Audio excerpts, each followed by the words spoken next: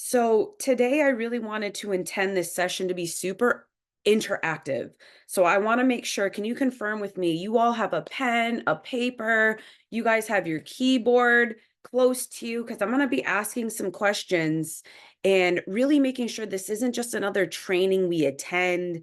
It's not just another training we consume information and we feel overwhelmed. I want to make sure that everyone walks away knowing exactly how to sell and attract their dream clients on repeat. So if you have a notepad, a pen, and you can interact with me in chat, say yes, Tiff, heck yes, ready to rock. Jared's ready. Angela's ready. Awesome. Thank you guys for participating and chiming in on chat.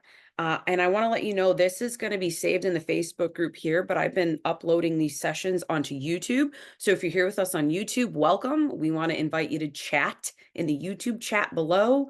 This is what makes, in my opinion, my trainings different is I interact with everyone and I answer questions. So let's get right into it. Everyone's ready to rock.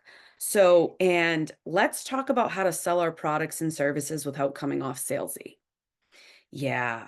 And just real quick, what's salesy look like to you? Can you guys just share in the comments a time you felt someone was being super icky and salesy, maybe pushy? What's salesy mean to you? Because I want to make sure I understand your version of salesy. In mine, um, my version of salesy is when someone just speaks the entire time and product dumps on me.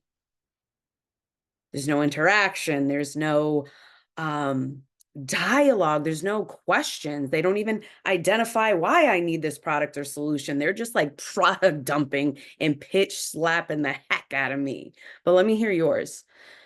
Jared says, no matter what I said, it was just to get an answer on the script to make the sale, even if I don't need it. Yeah, like they're regurgitating some script, maybe even like it's rehearsed, and you're like, okay, brethren, okay, sister, like this doesn't feel genuine or sincere. Totally get that, Jared.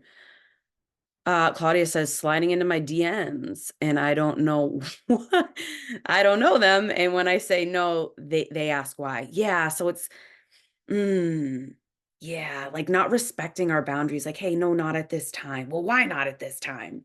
Totally get that. Awesome. So that's how I was taught to. Yeah.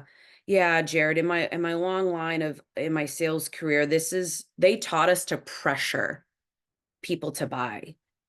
And I just want to spend some time here that a lot of people are taught this, like this pressure or this fear-mongering uh, tactic, if you will, to get people to sign the dotted line. And I remember my boss used to say things like, if I got a no on a sales call, and I was an outside sales rep, if I was in the meeting and I presented my product and I said, Mr. Business Owner, how does this all look? Great. I like the product. I like how it works. My boss taught me to say, great. Is there anything holding you back from signing today? And, they'd say, "Oh, well, I have to talk to my wife or I got to talk to my HR lady, la, la, la, la." And when I came up with that objection, my company taught me to fight them on it. Well, why don't we just sign it today? I won't put it in the system. You can talk to your team, but like, let's just wrap up this paperwork right now so I don't have to come back out, waste your time. And if it's a yay, I'll get the process of the paperwork started. And if it's a nay, I'll just rip up your paperwork. That's what they taught me. And y'all, it works. I will tell you it worked. Um, but a lot of times my clients would come back and tell me, like, you're being pushy. Like, respect, I have to talk to my wife or my HR person before I sign over my payroll service to you. And I have seen this happen in our industry here. A lot of us are in coaching. Angela, I know you just transitioned to being a VA. And if anyone's just jumping in, share what your line of work is, because I want to make sure this is tailored to you. We're talking about what it feels like to be coerced or someone's being salesy to us. Yeah, Claudia, it's immediate turnoff. And why I'm bringing this up before we jump into our part is we have to really understand the psychology of sales. If we're talking about times where we felt coerced or pressured to make a decision on the spot, it's highly likely the people we're selling to feel the same. Wouldn't you agree? And I find it's always best for us to put ourselves in the buyer's shoes. All right. So this is going to be my first question. So get your fingers ready. My number one question to you, and please write this in chat. What's the pain point your ideal client is experiencing today without your solution? Do they have inconsistent lead flow? And they're frustrated about that. It's like, man, I know I got something that'll change people's lives, but my lead flow is inconsistent. Or maybe they have postpartum additional weight and they're feeling like, oh my gosh, I don't have my size 2 fitness model body and I'm feeling really insecure. Like, what's that pain point? Jared, your ideal client is losing money on their investments with ads and feeling like they're doomed for failure. Heck yeah. Like, who here has put money into advertising their business and they got the crickets? I have. So Jared has a really great pain point. He knows it inside and out. Christine, your ideal client is focused on tech issues instead of their expertise. Yeah, they're getting drowned in IT stuff. Yeah, tech issues. Like, who here loves handling tech issues other than Christine? Like, does anybody else love resetting your password 15 times or getting locked out of Meta? Like, I don't. Takes up so much time and energy. Really great honed in on your ideal audience, Christine. Angela, your ideal audience doesn't feel great with design. They need help with graphic designs and ads. Ooh, you and Jared would be a really great partnership, by the way, just for as I'm here. Way to hone in on that. Love that, Angela. Claudia, your ideal audience is making life changes that last. Oh, okay. I think that's your solution, Claudia. What's their pain point? Like, what's their pain point before that? Are they overweight? Are they struggling with like identity? What is that? So now this is really, really important, y'all. Before we talk about how we can give them the solution, this is my next question. What is this pain costing your ideal client? So Claudia, just because you're last on my chat here, what is it costing them with their health issues? Energetically, like what do they feel? What is it costing them energetically? What's it costing them maybe financially? Maybe they're spending lots of money on doctor's visits or pharma meds. Or what is it costing them spiritually? Like maybe they just feel so disconnected to themselves and their higher power. What is it? Claudia, costing them happiness and a full life. I love that. Anybody else want to chime in? Because this is really important. We have to know what it's costing them. Jared, costing them money, sleep, time, filled with anxiety. Love that, Jared. Jared is so like locked in on who he's serving. I love that. Christine, so many costs. Time costs. Oh, time is such a, yep. Time freedom. They're getting tied up. Loss of productivity. That's a good one, Christine. Lost opportunities. Yeah. And I'll share this for you, Christine. I've lost so many opportunities to go live or host like a small workshop due to tech issues. And it cost me a lot of time, productivity, and I invested a lot of money to do some events that like had tech problems. That was such a pain point for me. So really way to lock in. I love that. Claudia also is chiming in with money, time. Absolutely. So thank you guys for participating and thank you for leaning in because this is where I find entrepreneurs, they miss. They miss really understanding their people. And this is where we get that urge to be salesy. Well, let me show you how great my product is. Let me show you how awesome it is. Look how fancy it is. It's nice, it's colorful. If we can just ask them some simple questions, and a rule of thumb in sales is the conversation should be 80% them talking, 20% of us asking questions. Whether you're having Zoom calls or phone calls, or you're just having copy and people can opt in to buy your things, 80% of your copy, your content, your conversation should be them conversating with themselves or with you. I would definitely write that down, 80-20. Get them to think and speak and admit their pain point 80% of that conversation. Only 20% should be us talking. We should be asking lots of questions during this sales process, okay? And if you see what I'm doing here, I'm actually doing it in this training. I'm asking you guys questions rather than just dumping you with more marketing stuff, more sales tactics. Like, y'all wouldn't want to come. How many of us have been on every marketing training, every sales training, and at the end you just feel like you drank from the fire hose? Me. Right? Don't you feel empowered that I'm asking you questions to think about your ideal client? I'm empowering you rather than enabling you to just trust my process. Yeah, me too, Jared. Yeah, we'll talk about that another day. Yeah. So I want you to think about this in your own practice. Do you have those strategic questions you can ask your people? And if not, use this Facebook group after to brainstorm. You can ask questions here in this community. People are really open to helping other entrepreneurs. If you just say, hey, like, can I ask you a few questions? Christine, you're last on my chat about your tech issues. Like, what's your most common tech issue? Okay. Awesome. Any questions before we move on to the third question I'm going to ask you? And I'm actually going to dive into a strategy. Any questions? Yeah, Christine, totally hear it. Christine's saying sometimes she feels annoying when she has to ask all these questions. Yeah, there's a playful way to ask questions. And Christine, I'll share with you, like, you got to get their permission at the beginning. And I did this at this training, like, hey, are you guys ready? Can I ask you some questions?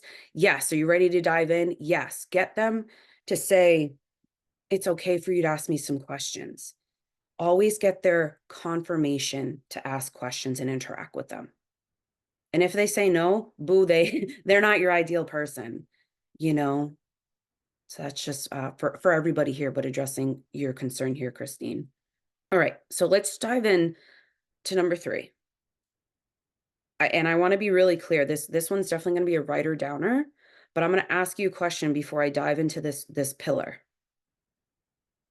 Do you know the number one reason why businesses fail within the first 5 years? Please share in chat if you had to guess. Why do businesses fail within the first 5 years? Is it the bank didn't give me a loan? My internet crashed? Like, what's the number one reason businesses fail?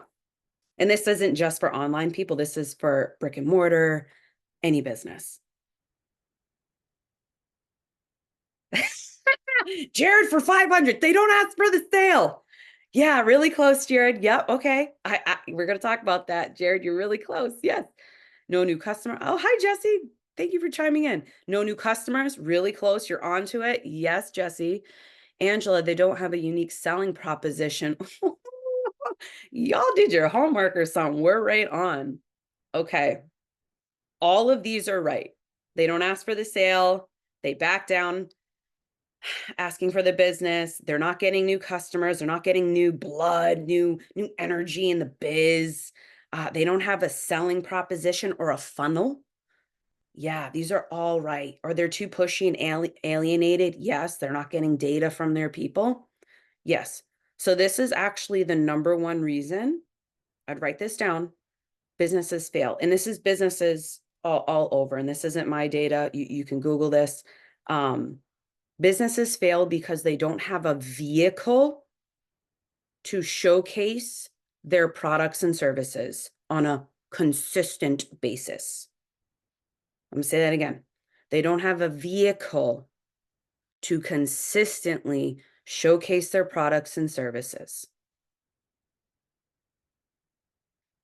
A vehicle is a space where people can come to test drive before they buy your products and services. And another visual, your client's here today.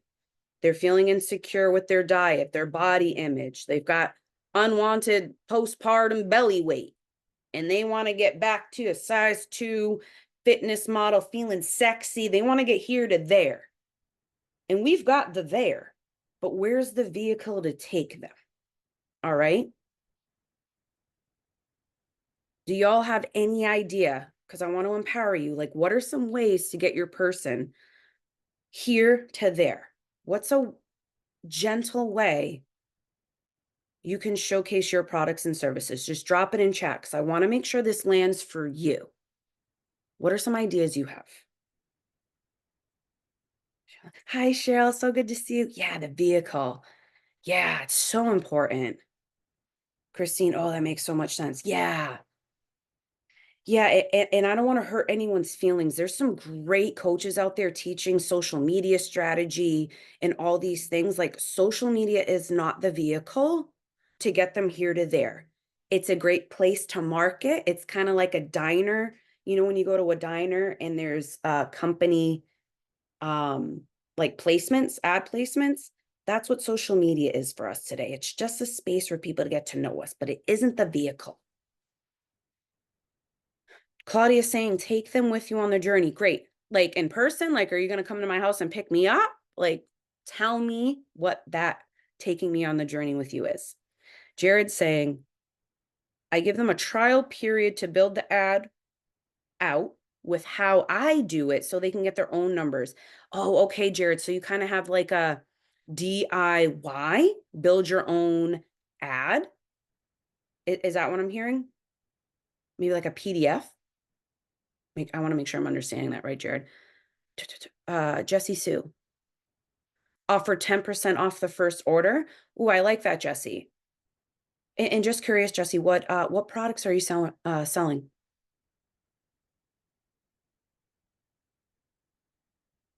And while I'm here with you, Jessie, if I can, sometimes it's going to take giving a free sample before offering the 10% off. If you're offering any like skincare or any makeup products, like if you go to like a Nordstrom or Macy's still does this, like, or Sephora, you can go in and they'll do your makeup for you for free. Before you buy their products, they're like, oh, sit down in the chair, we'll do you full face. And then you almost feel guilty if you don't buy it. So you see how like those stores, and I don't know if you do makeup, babe. I'm just thinking of a product-based model that I like. This happens for perfumes too. They let you try it on. You know, they'll spray it or they'll give you those little spray bottles of perfume. So you can go home and maybe your hubby's like, yo, boo, you smell great. Then you go back and you buy that perfume. You know what I'm saying? So we want to give them something before we ask them to buy. This is what prevents that salesy pitch. You know what I'm saying? Claudia, a freebie or even a module. Yeah. Yeah, I love that. Claudia, great. I love that. Jared, it's following a workshop. Jared, ding, ding, ding, ding. A workshop helping them build their own ads. Maybe it's like a free workshop or a low ticket workshop, like for $10, learn how to post your first ad, get your first client. Love that. That's a great idea. Jesse Farnasi, makeup. Okay, great. So just like we were talking about, give them like a feel of the makeup. You know what I'm saying? Christine, geez, I don't know, community with a free info, maybe a free Q&A, social media, webinar. Ooh, webinar.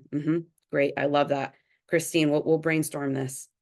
Pharmacy. Yeah, I knew what you meant, babe. Pharmacy. Yeah. So these are all right.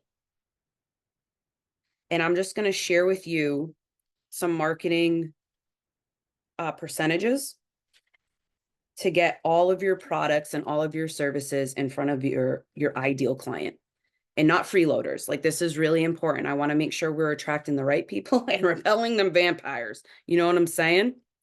So the number one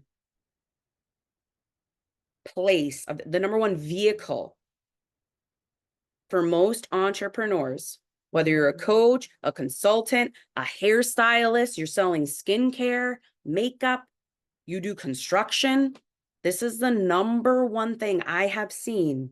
And y'all, I've been doing this for over 10 years work. Okay. Write this down. Workshops and events are the best vehicle for you to get in front of your ideal client. And they naturally are like, I want more. There's no sales pitch required. You certainly have to ask for the business. Like Jared said, hey, are you looking for a perfume that gets your husband to kick his boots off and take you into the bedroom on Friday night? Try my 3 fragrances. That's how I would do it. And I'm not saying you have to do that, Jesse, but an event or a workshop. And I'm going to give you some things to consider before we end. All right. Your event can be online. It can be in person. You can get a booth. So someone like Jessie, she's got products, like real tangible products people can try. Girl, I would get a booth at every health and wellness conference you have near you, every beauty. I'd talk to hairstylists and say, hey, can I set up shop? And I'll promote you that day so I can give out little samples. You want to have events and workshops where people can come test drive you. Okay. Someone like Christine, like she said, maybe a webinar. Definitely. You could do a webinar or a workshop for like your 3 most common tech issues you've seen business owners go through, whether it's like resetting a password, getting locked out of Meta, or something you helped me with was like resetting my SEO because my marketing company went out of business and I was like, what? Maybe host a workshop on like the 3 biggest time and productivity suckers for business owners and how they can overcome that. You can have a workshop on that. Okay. Jared, same with you. And y'all, this could be paid workshops or free. It's really up to you. I would say if you're new to hosting events, keep it free just so you can collect data and get to know your audience. This is really important. But if you do host free workshops, I'd highly recommend having a barrier to get in. Like, hey, I will give you this free sample. I will give you this free training, but in return, I'm asking for a follow-up session for a testimonial. And I'm asking you to book a call with me now. So after the workshop, I can hear from you your feedback of the workshop. It's completely free. I'm going to teach you how to build an ad completely for free. All I'm asking in return is a 15-minute follow-up call so I can hear from you what you thought of the training, how I can make it better, and if it's something you'd like to work on together. Do you see how I did that? You can also create paid events if you have enough clout in your industry, if you have enough intel on your people. A great way to repel those vampire freeloaders is to charge $7, $27 for a class. Angela says that's amazing. Yeah. Yeah. It's a great idea. Yeah. Yeah. Thank you guys. I can't say I came up with this all on my own. This has been years of collecting data and seeing what works for my business. And after working with hundreds of entrepreneurs, what works for theirs. We got to get out and be client facing. Claudia says, awesome. Great. Awesome. I'm going to read Jared's free one. Yeah. And you could do a 3 video. It's free. Yep. And then upsell them to a workshop and then a membership. Absolutely, Jared. That funnel and you work on funnels for a living. The funnel after that will naturally start to build. But again, that vehicle to get your client for where they are today to here, we have to give them that workshop, that event. And I want to be clear, like I'm hosting a live today. This would be like halfway. Lives are great. It gets you kind of like those placemats at the diner. This is kind of like my weekly placemat, but this isn't me actually getting my people there to there. It's getting you maybe halfway. So lives are great. get your people about halfway, get them curious. So when you do have that big event or that big conference, that big workshop you want to host, they're more than likely going to register. Make sense? So right on the vehicle, spot on. Thanks, Jared. It's been a long time coming. I haven't done a training in so long. I got like all this wisdom to share and like got that like extra mom vibe to me. Cool. So my last few things I want you guys to write this down is attendance rates, how to increase attendance rates. So when you think of an event you want to host, you definitely want to create an event so people can register. You want to have an agreement, whether they pay to get in or they can set up a call with you after the fact to give you this awesome training to create ads or strategic ways to lose weight. Get them to commit to giving you something in return. Okay? That is how you will have over an 80% show up rate.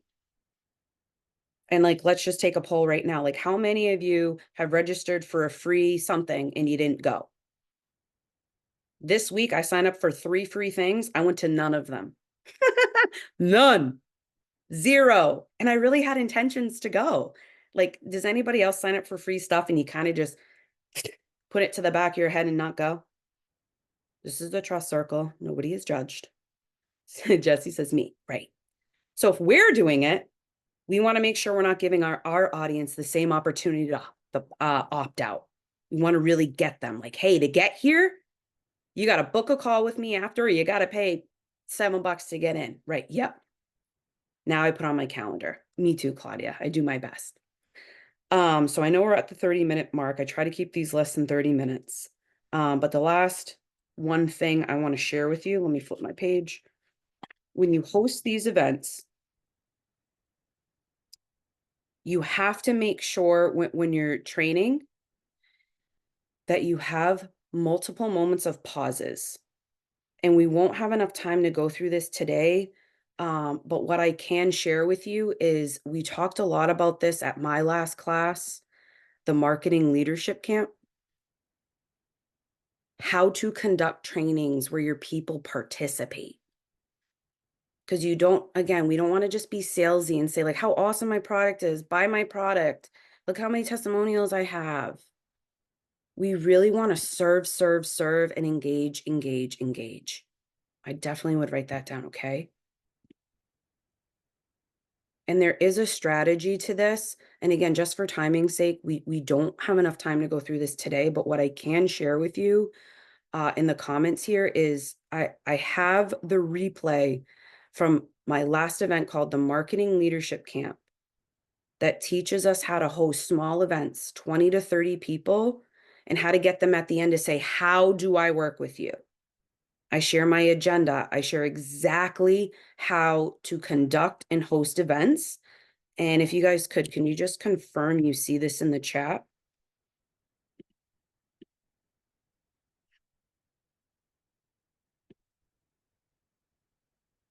I'm offering it right now for the same cost I had it months ago. It's pay what serves you, a minimum payment of $7 to get the 6 series trainings, 6 mini workbooks to guide you through how to sell your offers, sell your events, create your events.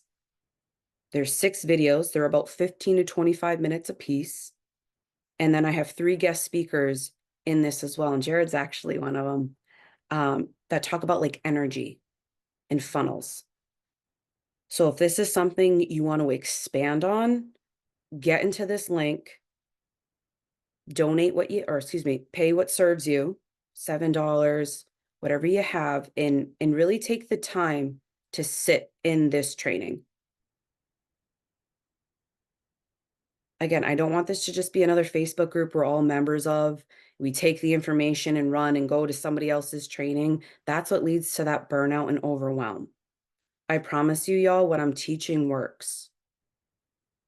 And it's on you to empower yourself if you want to take it a step further and follow this 6-step process to host an event, get the right people in, how to structure the event, and at the end, how to get people to book calls with you and buy from you. This is the course for you, okay? Awesome. And before I end, is there any questions? Was this helpful? Was this valuable to you? Please share your biggest takeaway in the comments. I'd love to hear from you so I can continue to deliver these types of trainings. Because that's it for today. If there's no questions, I'm going to end. I will see you all super duper soon. Be well. And with love, peace, and joy, may your business just blossom. See you soon.